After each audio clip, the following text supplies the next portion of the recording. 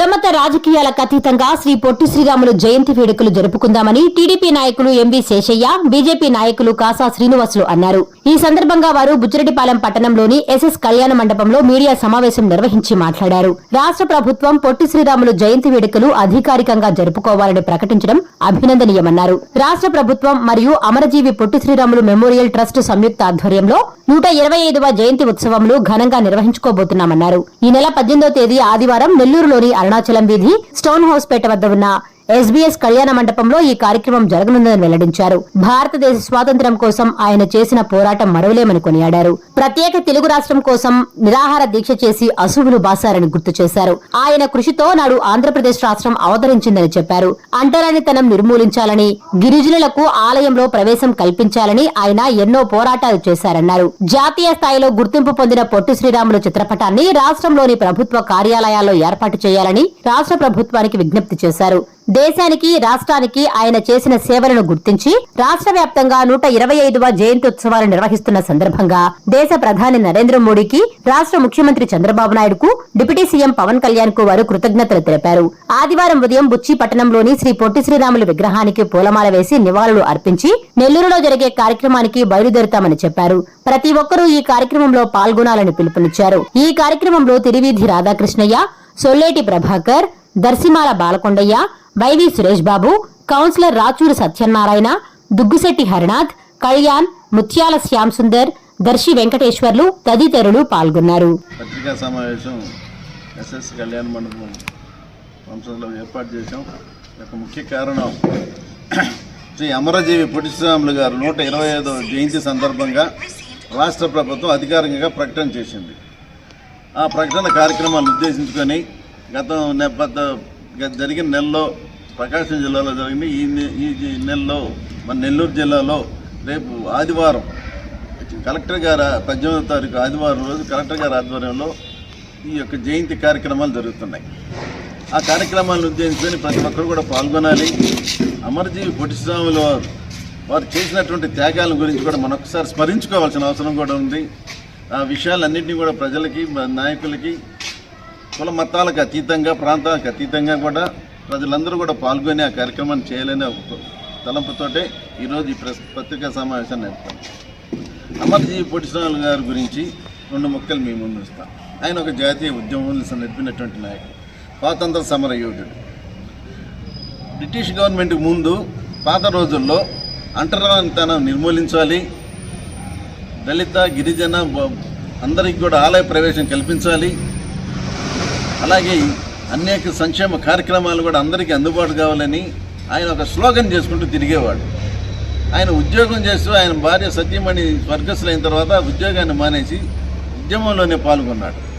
ఎన్నో విషయాల మీద ఆయన ఆ రోజున్నటువంటి టెక్నాలజీ లేని రోజుల్లో కూడా ఆయన ఒంటికి ఒక పలక రాసుకొని ఆ పలక మీద అంటరానితనం నిర్మూలించాలి, ప్రతి ఒక్కరికి ఆలయ ప్రవేశం కావాలి అనే ఉద్యమాన్ని తీసుకుని గంట వాయించుకుంటూ వీధులమ్మడి తిరుగుతుంది.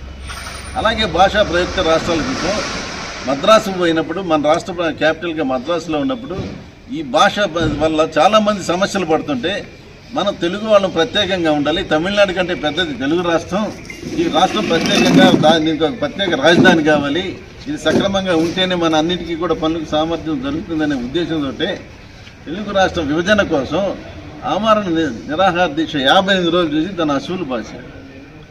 ఆయన చనిపోయిన తర్వాత ఈ రాష్ట్ర విభజన జరిగింది. అప్పటిదాకా ప్రధానమంత్రి గారికి కూడా వెళ్ళాల ఈ శ్రీరాములు గారు చేసిన త్యాగాన్ని గురించి ప్రైమ్ మినిస్టర్ కూడా తెలియకపోతే ఆయన మరణాంతరం మాత్రమే తెలిసిన తర్వాత వెంటనే రాష్ట్ర విభజన జరిగి హైదరాబాద్కి మన రాజధాని రావడం, తెలుగు రాష్ట్రం మద్రాసు నుంచి విడపడటం పడుతుంది.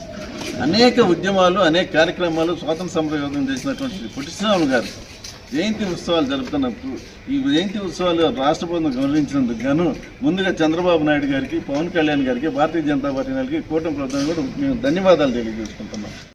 అలాగే ఈ పొట్టి శ్రీరాములు గారి గురించి కూడా మేము జాతీయ ఉత్సవాల్లో పాల్గొనాలంటే, ఆయనకి జాతీయ హోదా ఉండాలంటే ప్రభుత్వ కార్యాలయాల్లో కూడా ఇతని చిత్రపటాన్ని తగిలించమని కూడా మేము విన్నపిస్తున్నాం. ప్రభుత్వ కలెక్టర్ గారిని కూడా ఖచ్చితంగా మేము కోరుతున్నాం. ఆయన ఒక జాతీయ ఉద్యమ నాయకుడిగా ఉన్నాడు. ఈ రాష్ట్రాని కోసం అనేక త్యాగాలు చేసి అతని శరీరం అతని అమరజీవిగా వెలుగొందినాడు, ఆత్మార్పణ చేసినాడు. కాబట్టి అతని చిత్రపటాన్ని కూడా అన్ని ప్రభుత్వ గారికి ఇదిగా ఏర్పాటు చేసే విధానాన్ని కూడా ఒకసారి పరిశీలించి ఖచ్చితంగా అమలు చేయమని కూడా మేము కలెక్టర్ గారికి ఈ పత్రికా ముఖంగా కూడా కోరుతున్నాం. కాబట్టి ఇలాంటి ఉద్యమ కార్యక్రమాన్ని రేపు 28వ తారీఖు ఆదివారం నెల్లూరులో SBS కళ్యాణ మండపం అది 18వ తారీఖు జరుగుతుంది. కాబట్టి ప్రజలందరూ కూడా అనేక రాజకీయ పార్టీలు కూడా అందరూ కూడా కలిసి ఆ కార్యక్రమాన్ని విజయవంతం చేస్తే ఆయనకు ఇచ్చిన గౌరవాన్ని కూడా మనం కల్పించిన వాళ్ళం అవుతామని కూడా మీ అందరూ సభాముఖంగా తెలియజేసుకుంటూ అందరినీ కూడా ఆహ్వానిస్తున్నాం. ఈ పత్రికా ముఖం ద్వారా మా విన్నపాన్ని మన్నించి అందరూ కార్యక్రమంలో పాల్గొనాల్సి కోరుతున్నాం. అందరికీ నమస్కారం. నా పేరు కాసా శ్రీనివాసులు. భారతీయ జనతా పార్టీ జిల్లా కార్యదర్శిగా పనిచేస్తాను. మొట్టమొదటగా ఇటీవల జరిగినటువంటి ఆపరేషన్ సింధూరాలో అమరులైన మన భారత జవాన్లకు మనస్ఫూర్తిగా నివాళులర్పిస్తూ వారి కుటుంబ సభ్యులకు మనోధైర్యం కల్పించాలని శ్రీ కళ్యాణ వెంకటేశ్వర స్వామిని వేడుకుంటున్నాం.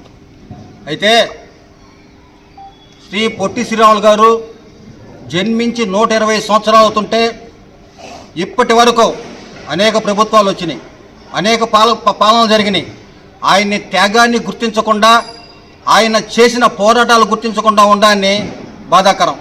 అయితే ఈరోజు ఎన్డీఏ కూటమి, భారత ప్రధానమంత్రి గౌరవనీయులు నరేంద్ర మోదీ గారు, ఆంధ్ర రాష్ట్ర ముఖ్యమంత్రి గౌరవనీయులు నారా చంద్రబాబు నాయుడు గారు, ఆంధ్రప్రదేశ్ ఉప ముఖ్యమంత్రి గౌరవనీయులు పవన్ కళ్యాణ్ గారు ఈ యొక్క పొట్టి శ్రీరాములు గారి ఉద్యమాలు పోరాటాలు గమనించి ఆయన యొక్క పుట్టినరోజుని ఒక పండుగ వాతావరణంలో రాష్ట్ర పండుగగా అధికారికంగా జరపాలని నిర్ణయించడాన్ని మేము స్వాగతిస్తున్నాం.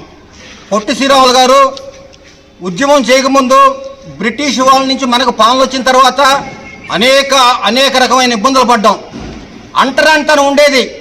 ఈ వర్గం వాళ్ళు గుడిలో పోవాలా, ఈ వర్గం వాళ్ళు గుడిలో పోకూడదు, మా ముందు లింగి దించి పోకూడదు, మా ముందు చెప్పులు వేసుకొని పోకూడదు, మీరు అంటరాని వాళ్ళని చెప్పి అనేక వర్గాలు కొన్ని వర్గాలను ఇబ్బంది పెడుతున్నది.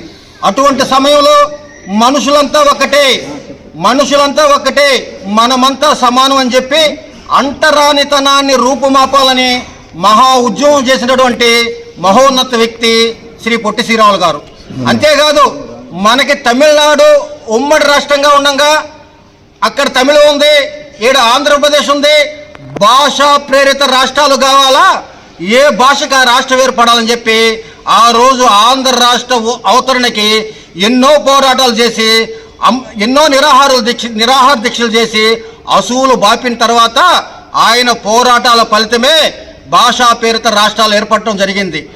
పొట్టి శ్రీరాములు గారు ఒక వ్యక్తి కాదు, ఆయన మహోన్నతమైన శక్తి. అనేక రకమైన పోరాటాలు, నిరుపేదలకు అంటరానితనం వాళ్ళకి ఏవైతే కావాలో అన్ని రకాల పోరాటాలు చేసి ఆ పోరాటాల ఫలితమే ఈరోజు మనం అనేక రకమైన ఫలితాలు అనుభవిస్తున్నాం.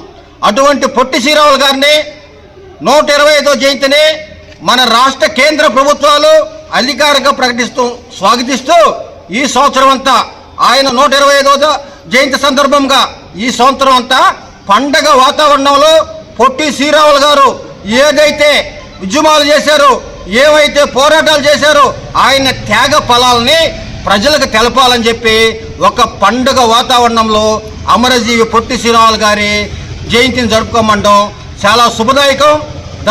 దానికి అందరం కలిసి ఆయన యొక్క పోరాటాలు ఉద్యమాలు జనాలకు తెలిపి ఆయన యొక్క 125వ జయంతిని ఘనంగా జరుపుకునే దానికి మేమంతా కలిసి ఎన్డీఏ కూటమి కలిసి అన్ని పక్షాలను కలుపుకొని ముందుకు పోతామని మీకు తెలియజేస్తున్నాం.